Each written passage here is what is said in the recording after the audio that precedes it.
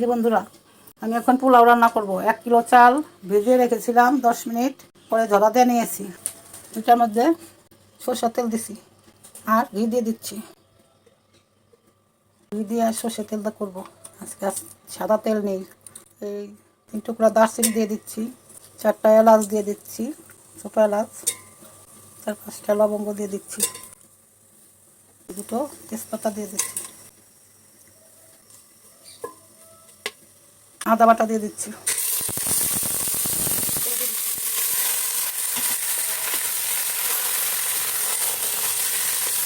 চালগুলো আমি ভালো করে একটু ভেজে নেব।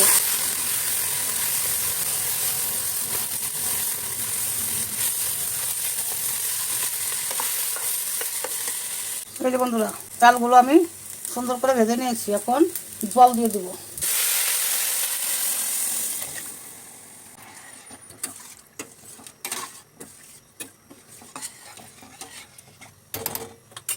আমি হাতের কর মেপে জল দিব, 2 কর জল দিব।